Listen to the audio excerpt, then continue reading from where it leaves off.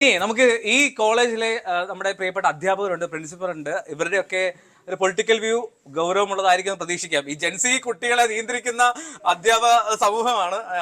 പൊളിറ്റിക്സിലെ അധ്യാപകനാണ് principal sir. നമസ്കാരം. അപ്പൊ എങ്ങനെയാണ് ക്യാമ്പസിൽ ഒരു പൊളിറ്റിക്കൽ വൈബ് എങ്ങനെയാണ്? നല്ല പ്രബുദ്ധരായിട്ടുള്ള കുട്ടികളാണ് നമ്മുടെ ക്യാമ്പസിലുള്ളത്. കാരണം അവരുടെ രാഷ്ട്രീയ നിലപാടുകൾ എന്തും ആയിക്കോട്ടെ, നമുക്ക് വേണ്ടത് ഒരു വികസിതമായിട്ടുള്ള ഒരു കേരളമാണ്. ഈ കുഞ്ഞുങ്ങളൊക്കെ ഇവിടുന്ന് പഠിക്കാനുള്ള നല്ല സംവിധാനങ്ങൾ നമ്മുടെ കേരളത്തിൽ വേണം. ഇവർ പഠിച്ചതിന് ശേഷം ഇവർ ഈ നാട്ടിൽ നിന്ന് രക്ഷപ്പെടുന്നതിന് പകരം ഇവർക്കെല്ലാം ഇവിടെ തന്നെ തൊഴിൽ ചെയ്ത് ജീവിക്കുന്നതിനുള്ള സാഹചര്യങ്ങൾ ഉണ്ടാക്കണം. അപ്പം ആ രീതിയിൽ ചിന്തിക്കുന്ന നല്ല പ്രബുദ്ധരായിട്ടുള്ള ചെറുപ്പക്കാർ രാഷ്ട്രീയത്തിലേക്ക് വരണം. അവരതിനുള്ള ഇനിഷ്യേറ്റീവ് എടുക്കണം. അങ്ങനെയാണ് ശരിക്കും കേരളം. നമ്മൾ ഇതിൽ നിന്ന് മാറി നിൽക്കുകയല്ല വേണ്ടേ, നമ്മൾ ഇതിലേക്ക് ഡീപ്പായിട്ട് വരികയാണ്. അങ്ങനെ കേരളം വികസിക്കുന്നു. ഈ പൊളിറ്റിക്സിന്റെ അധ്യാപകനായോണ്ട് ചോദിക്കുകയാണ്, ഈ ഇവിടെ ക്യാമ്പസിൽ ഈ രാഷ്ട്രീയം ഇപ്പോൾ KSUSF ABVP ചർച്ചകളൊക്കെ ഉണ്ടാവും. അതിനപ്പുറത്തേക്ക് ഈ ഗൗരവത്തിൽ രാഷ്ട്രീയം ചർച്ച ചെയ്യാറുണ്ടോ ക്യാമ്പസിൽ? പൊളിറ്റിക്സിന്റെ ക്ലാസ്സിൽ തന്നെ ഞങ്ങൾ ഗൗരവത്തിലുള്ള രാഷ്ട്രീയം ചർച്ച ചെയ്യുന്നതാണ്. ഇപ്പം സിസ്റ്റർ പറഞ്ഞപ്പോഴത്തേക്ക് തന്നെ ആലോചിക്കുമായിരുന്നു, സിസ്റ്റർ എന്തുകൊണ്ട് പൊളിറ്റിക്സ് വേണ്ടെന്ന് പറഞ്ഞു. അപ്പൊ ഞങ്ങൾ അടുത്ത ക്ലാസ്സിലെ നമ്മുടെ ഡിസ്കഷൻ എന്തുകൊണ്ട് പൊളിറ്റിക്സ് വേണം എന്നുള്ളതാണ്. അപ്പൊ ഇത്തരത്തിൽ ഈ രാഷ്ട്രീയ ഞങ്ങളൊരു MDC കോഴ്സാണ്, മൾട്ടി ഡിസിപ്ലിനറി കോഴ്സാണ്. അതുകൊണ്ടാണ് അപ്പം നമ്മുടെ ഇപ്പോൾ രണ്ട് പക്ഷത്തുനിന്നുള്ള അല്ലെങ്കിൽ വിവിധ പക്ഷങ്ങളിൽ നിന്നുള്ള ആളുകളെല്ലാം നമ്മുടെ ക്ലാസ്സുകളിലുള്ളതാണ്. അവിടെ ഞങ്ങൾ ഡിസ്കസ് ചെയ്യുന്ന സീരിയസ് ആയിട്ടുള്ള പൊളിറ്റിക്സ് ആണ്. നമ്മൾ അതിൻ്റെ അകത്ത് ഈ കക്ഷി രാഷ്ട്രീയത്തിന് അപ്പുറത്തോട്ടുള്ള രാഷ്ട്രീയം ഉണ്ടല്ലോ. ഇപ്പം പരിസ്ഥിതിയുടെ രാഷ്ട്രീയം പറയും, അല്ല ജെൻഡർ പൊളിറ്റിക്സ് പറയും. നമ്മൾ പരിസ്ഥിതിയുടെ രാഷ്ട്രീയം കൂടാതെ അല്ലെങ്കിൽ മറ്റ് സ്വത്വങ്ങളെക്കുറിച്ചുള്ള രാഷ്ട്രീയം നമ്മൾ പറയും. ഇതെല്ലാം വിശാലമായിട്ടുള്ള രാഷ്ട്രീയ ചിന്താഗതിയാണ്. അതിനെക്കുറിച്ച് കൃത്യമായ ധാരണയുള്ള കുട്ടികളാണ് ഇവരില്ല. ഇവർ ഇപ്പോൾ മുമ്പേ മാളവിക പറഞ്ഞ പോലെ സോഷ്യൽ മീഡിയയിലൂടെ ഇവർ പഠിക്കുന്ന കാര്യങ്ങൾക്കും വലിയൊരു അർത്ഥമുണ്ട്. അപ്പം അതും ഈ സാധാരണ ജനങ്ങളിലെ ഗ്രാസ് റൂട്ട് ലെവൽ കണക്റ്റും കൂടെ എത്രമാത്രം സാധ്യമാവുന്നതാണ് ഞങ്ങൾ ക്ലാസ്സുകളിൽ പഠിക്കുകയും പഠിപ്പിക്കുകയും ചർച്ച ചെയ്യുകയൊക്കെ ചെയ്തത്. ഇതിലെല്ലാം എൻ്റെ വിദ്യാർത്ഥികളുണ്ട്. ഞങ്ങൾ വളരെ സജീവമായിട്ടുള്ള വളരെ തീക്ഷ്ണമായിട്ടുള്ള ചർച്ചകൾ നടക്കുന്ന ക്ലാസ് മുറികളുടെയൊക്കെ പ്രതിനിധികളാണ് നിൽക്കുന്ന എല്ലാവരും. ആണല്ലേ? ഓക്കെ, ഞാൻ സാറിലേക്ക് വരാം. സാറിന് കുറച്ചുകൂടി ഞാൻ സമയം തരാം കേട്ടോ. അപ്പോൾ ഈ എന്താണെങ്കിലും ഇപ്പൊ സാറൊക്കെ പറഞ്ഞ പോലെ വളരെ ഗൗരവത്തിലുള്ള ചർച്ച നിങ്ങൾക്കിടയിൽ നടക്കുന്നുണ്ടെന്ന് അറിഞ്ഞതിൽ വളരെ സന്തോഷമുണ്ട്. കാരണം എല്ലായിടത്തും എല്ലാ ക്യാമ്പസുകളിലും അത് കാണാറില്ല എന്ന് തോന്നുന്നു. എന്താണെങ്കിലും ഈ സോഷ്യൽ മീഡിയ ക്യാമ്പയിനപ്പുറത്തേക്ക് അതിന് മുമ്പ് എങ്ങനെയുണ്ട് നമ്മുടെ ചീഫ് മിനിസ്റ്റർ? അയ്യോ ഇല്ല, ഞാൻ വഴി വരില്ല, ഞാൻ ഈ വഴി പറയും. എങ്ങനെയുണ്ട് നമ്മുടെ ചീഫ് മിനിസ്റ്റർ? കുഴപ്പമില്ല. ഇത് സ്വാഭാവികമായിട്ടും എല്ലാ തരത്തിലുള്ള ആശയങ്ങളും ഉണ്ടാകും. അതുകൊണ്ട് ഇത്തരം മൗനങ്ങളും ചില ഉത്തരങ്ങളാണ് അല്ലേ? അതെ. എങ്ങനെയാണ് ചീഫ് മിനിസ്റ്റർ എങ്ങനെയാണെന്ന് പറഞ്ഞു? തിരക്കേടില്ല എന്ന് പറഞ്ഞാൽ 100-ൽ എത്ര മാർക്ക്? പരീക്ഷയ്ക്ക് ഫുള്ള് കിട്ടാറുണ്ടോ? 100-ൽ 100 വാങ്ങിക്കഴിഞ്ഞാൽ ഭയങ്കര പഠിപ്പിച്ചായി പോലെ. അത്രയും വേണോ? വേണ്ട. അപ്പൊ എത്ര മാർക്ക് കിട്ടും? പറ്റൂല. ഇവിടെ പറ്റുമോ? എത്ര? 70 കൊടുക്കും. അപ്പൊ ഒരു ഫസ്റ്റ് ക്ലാസ് ഉണ്ടല്ലോ ഇല്ലേ? ഫസ്റ്റ് ക്ലാസ് എന്ന് പറഞ്ഞാൽ ഒരു പക്ഷെ ഞങ്ങളുടെയൊക്കെ കാലഘട്ടത്തിലെ മാർക്കാണ്. അതുകൊണ്ട് അത്ര ധാരണ ഉണ്ടാവില്ല. അപ്പൊ എങ്ങനെയാണ് ഇവിടുത്തെ എങ്ങനെയുണ്ട് പൊളിറ്റിക്സ്? എങ്ങനെയുണ്ട് വൈബ്? എങ്ങനെയുണ്ട് ഇലക്ഷൻ? എങ്ങനെയുണ്ട്? ഇലക്ഷനൊക്കെ ഇങ്ങനെ തീ പിടിച്ച് നിൽക്കുകയാണ്. തീ ആള് കത്തുവോ? കത്തിക്കണം. എവിടെ? ഏറ്റുമാനൂർ കത്തിക്കണോ? ഏറ്റുമാനൂർ നമ്മുടെയാണ്, കോട്ടയാണ്. കൊടുക്കത്തില്ല, വാസവഞ്ചാനുള്ളതാണത്. ഇട്ട് കൊടുക്കില്ല. പക്ഷെ ഈ നാട്ടകം സുരേഷ് അല്ലേ എടുത്ത സ്ഥാനാർത്ഥി?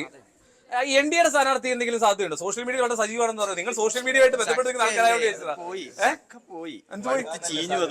ചക്ക ചീഞ്ഞോ? ഞാൻ എറണാകുളം ജില്ലയിൽ നിന്നായിരുന്നു. ഞങ്ങളുടെ അവിടെയാണ് കിഴക്കമ്പലം. 2020 സ്ഥാനാർത്ഥിയല്ലേ ഏറ്റുമാനൂർ NDAക്ക്? അങ്ങനെയൊക്കെ ചക്ക ചീഞ്ഞൊക്കെ പറയാം. എനിക്ക് നാട്ടിൽ കയറാൻ പറ്റൂല. ഓക്കെ, പറ. നമുക്കിവിടെ വാസവഞ്ചേട്ടൻ ജയിക്കും. വാസവഞ്ചേട്ടൻ കത്തിക്കും ഏറ്റുമാനൂര് അല്ലേ?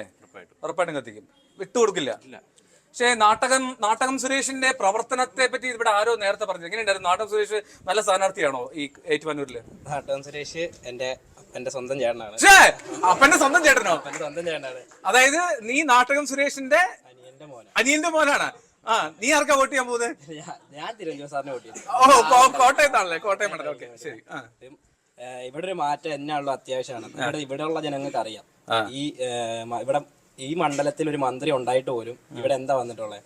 10 വർഷമായിട്ട് ഇവര് ഭരിക്കുന്നു. 5 വർഷമായിട്ട് മന്ത്രി ഇരിക്കുന്ന ഒരു മണ്ഡലം. ഇവിടെ ഏറ്റുമാനൂർക്കാർക്ക് അറിയാം എന്ത് വികസനം ഇവിടെ വന്നിട്ടുള്ളത്. ഒന്നും ഇവിടെ വന്നിട്ടില്ല. എന്ത് വികസനമാണ് നമുക്ക് വേണ്ടത്? നമുക്ക് കുമരകം ഭാഗത്തോട്ടുള്ള പാലം ഇവരിപ്പോഴാണ് പണിത് നിർത്തത്. 3 വർഷത്തോളം അത് കുമരകത്തോട്ട് പോകുന്ന എല്ലാവർക്കും അറിയാം എന്തോരം പാടുപെട്ടാണ് ഇത്രയും നാളെല്ലാവരും പൊക്കോണ്ടിരിക്കുന്നതെന്ന്. നമ്മൾ എന്തോരം നേരെ ഓരോ കടമ്പകൾ കടന്നിട്ടാണ് പൊക്കോണ്ടിരുന്നത്. ഒരു പാലത്തിന് എന്തിനാണ് ഇത്രയും നാൾ ഇവര് നീട്ടി വെച്ചത്? അതൊക്കെയാണ് നമുക്ക് ചോദിക്കാനുള്ളത്. ലാസ്റ്റ് പണി തന്നല്ലോ. പണിത് അന്ന് അത് അവർക്ക് എത്ര പഞ്ചവടിപ്പാലാവോ? പണിയായിരുന്നു, എത്ര നാള് മുന്നേ പണിയായിരുന്നു. അതിനുവേണ്ടി സമരം എടുത്ത ഒരാളാണ് നാട്ടം സുരേഷ്. അതിനുവേണ്ടി നിരാഹാര സമരം ചെയ്ത് അതിനെ വിജയിപ്പിച്ച ഒരാളാണ് നാട്ടം സുരേഷ്. അത് ജനങ്ങൾക്ക് അറിയാം, ഏറ്റുമാനൂർ മണ്ഡലത്തിലുള്ള ജനങ്ങൾക്ക് അറിയാം. മാറ്റം വരും. VN വാസവൻ ഇവിടെ തോക്കുവെന്നും നാട്ടം സുരേഷ് ജയിക്കുമെന്നും ഈ മണ്ഡലത്തിൽ റിസൾട്ട് വരുമ്പോൾ നമുക്ക് മനസ്സിലാക്കാം. വെല്ലുപ്പിച്ചിട്ട് വേണ്ടി സോഷ്യൽ മീഡിയയിൽ ക്യാമ്പയിൻ നടത്താറുണ്ടോ? ഇതുവരെ ചെയ്തില്ല. ഒരു സ്റ്റോറി പോലും ഇട്ടിട്ടില്ലേ? സ്റ്റോറി ഇടും, നമ്മളല്ല വേറെ സപ്പോർട്ട് ചെയ്യാതിരിക്കാൻ പറ്റും. ക്യാമ്പയിൻ ഒന്നും പോയില്ലേ? എല്ലാത്തിനും ഉണ്ട്, സജീവമായിട്ട് കൂടെ, എല്ലാ കാര്യത്തിനും കൂടെ ഉണ്ട്, ഫുൾ സപ്പോർട്ട് ഉണ്ട് അല്ലേ? ഓക്കെ, ശരി. ഞാൻ വീണ്ടും നമ്മുടെ സാറിലേക്ക് പോകണം. സാറിന് ഞാൻ സമയം കൊടുത്തത് വേറെ ഒന്നല്ല. സാറേ, ഈ എല്ലാവരും പിന്നെ നമ്മളെ പോലെ പ്രായമുള്ളവരായി കഴിഞ്ഞാൽ ശരിയാവില്ല. സാറാണ് കണ്ടിൽ ഏറ്റവും യങ്. അപ്പൊ സാറിന് ഈ വൈബ് ഏറ്റവും കൂടുതൽ കിട്ടുമെന്നേ. എങ്ങനെയുണ്ട് ഈ സാറിന്റെ മണ്ഡലം ഏതാണ്? എന്റെ മണ്ഡലം കടുത്തുരുത്തിയാണ്. ഓക്കെ. മോൻസിന്റെ. അപ്പൊ എങ്ങനെയുണ്ട് അവിടുത്തെ ഒരു മത്സരം? എങ്ങനെയാണ് അവിടെ? മത്സരമില്ല, ഇല്ല, വളരെ വ്യക്തമായിട്ട് തന്നെ മോൻസ് ലീഡ് ചെയ്യുന്നു. ഓക്കെ. ഒരു തരത്തിലും മത്സരം വരില്ല.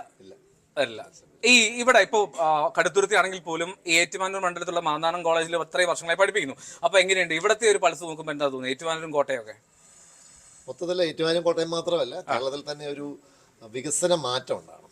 കാരണം നമ്മുടെ ഉന്നത വിദ്യാഭ്യാസ രംഗത്തെ പറ്റി പറയുമ്പോൾ കാതലായ മാറ്റങ്ങൾ ഈ രംഗം ആഗ്രഹിക്കുന്നു. നമ്മുടെ കുട്ടികൾ ഇപ്പോൾ ധാരാളമായിട്ട് പലായനം ചെയ്തൊരു കാലമാണ്. അപ്പം അതിനൊക്കെ കാരണം നയങ്ങളിലുള്ള ഒരു വ്യക്തമായ ഒരു വ്യക്തമായ നയങ്ങളും ശക്തമായ നയങ്ങളും നടപടികളും ഉണ്ടായെങ്കിൽ മാത്രമേ നമ്മുടെ ചെറുപ്പക്കാരായ കുട്ടികൾക്ക് ഈ നാട്ടിൽ നിലകൊള്ളുവാനും അവർക്ക് ഇവിടെ ജോലി കിട്ടുന്ന. ഇപ്പോൾ തൊഴിലില്ലായ്മ എടുക്കുകയാണെങ്കിൽ ഇന്ത്യയിലെ ഏറ്റവും വലിയ സംസ്ഥാനങ്ങളിൽ ഏറ്റവും തൊഴിലില്ലായ്മ സംസ്ഥാനം കേരളമാണ്. നമ്മളെക്കാളും തൊഴിലില്ലായ്മ മറ്റൊരു കാരണങ്ങളുണ്ട്. റെസിപ്രോക്കലായിട്ട് പിന്നെ അഭ്യസ്തരിതരായിട്ടുള്ള ചെറുപ്പക്കാർ കൂടുതലുമാണ്. അല്ല, അതിന് കൂടുതൽ രാഷ്ട്രീയം ഞാൻ പറയുന്നില്ല. നമ്മൾ ഇതിനേക്കാളും തൊഴിലില്ലായ്മ രണ്ട് സംസ്ഥാനങ്ങൾ ആൻഡമാൻ നിക്കോബാർ ലക്ഷദ്വീപുമാണ്. അത് രണ്ട് യൂണിയൻ ടെറിട്ടറീസാണ്. ഇപ്പം ചുരുക്കി പറഞ്ഞാൽ ബംഗാൾ, ബീഹാർ, മധ്യപ്രദേശ്, രാജസ്ഥാൻ പോലെയുള്ള ഭീമാരു സ്റ്റേറ്റ്സിനേക്കാളും തൊഴിലില്ലായ്മയും ഉള്ള ഒരു സംസ്ഥാനമായിട്ട് കേരളം മാറി എന്നുള്ളത് വളരെ ദുര്യോഗമാണ്. അതായത് വികസനത്തിൽ മാത്രമല്ല തൊഴിലില്ലായ്മയിലും കേരളം പിന്നോട്ട് പോയി എന്നാണ് ആക്ഷേപം. വളരെ പിന്നോട്ട് പോയി. അത് നമ്മൾ അധ്യാപക സമൂഹം, ഞാൻ രാഷ്ട്രീയമല്ല പറയാ, അധ്യാപക സമൂഹത്തിന്റെ വലിയ ആശങ്കയാണ്. നമ്മുടെ കുട്ടികളെ ക്യാമ്പസിൽ നിൽക്കുന്നില്ല, കോളേജിൽ കുട്ടികളുടെ എണ്ണം കുറയുന്നു, ധാരാളം കുട്ടികൾ കേരളം വിട്ട് പുറത്തു പോകുന്നു. അപ്പം തീർച്ചയായിട്ടും നമ്മൾ അഡ്രസ്സ് ചെയ്യേണ്ട അതിഗൗരവമായ ഒരു ഇഷ്യൂ ആണ്. വളരെ ഗൗരവമുള്ള കാര്യമാണ്. അതായത് കോളേജിലെ എത്ര ക്യാമ്പസുകളിൽ മതിയായ രീതിയിൽ കുട്ടികളുണ്ട് എന്നുള്ള സംശയമാണ്. +2 കഴിഞ്ഞാൽ നേരെ വിദേശത്തേക്ക് പഠിക്കാൻ പോകുന്നു. അതിൽ പലതരം ആക്ഷേപങ്ങളുണ്ട്, അതിൽ എതിർവാദങ്ങളുണ്ട്, അനുകൂലമായിട്ടുള്ള വാദങ്ങളുണ്ട്. ഒക്കെ ശരി തന്നെയാണ്. അധ്യാപകൻ തന്നെ അതിൻ്റെ ഒരു മറ്റൊരു അധ്യാപകൻ കൂടി. ഓക്കെ, എൻ്റെ ടീച്ചേഴ്സ് ഉണ്ട് അതിലൂടെ. ടീച്ചേഴ്സ് മിസ്, എന്താണ് ഈ പിള്ളേരൊക്കെ ഈ +2 കഴിയുമ്പോഴേക്ക് വിദേശത്തേക്ക് പഠിക്കാൻ പോകുന്നത്? എന്തിനാണ്? ഇവിടെ എത്ര നല്ല കോളേജൊക്കെ ഉള്ളപ്പോ? നല്ല കോളേജ് ഉണ്ട്. അത് കുട്ടികൾ അക്കരെ പച്ച തേടി പോകുന്നതാണ് മെജോറിറ്റി. ഇവിടെ ഇപ്പം ലെറ്റർ ഓഫ് റെക്കമെൻഡേഷൻ മേടിക്കാൻ വരുമ്പോഴായിരിക്കും കുട്ടികൾ പറയുന്നതാണ് ഐസ് വാരി ജീവിച്ചോളാന്ന്. ഇവിടെ ചെയ്യാൻ മടിക്കുന്ന പല ജോലികളും വിദേശത്ത് പോയി ചെയ്യാൻ പണ്ട് മണൽ വരെ ജീവിക്കുകയായിരുന്നു പറയുന്ന പോലെ.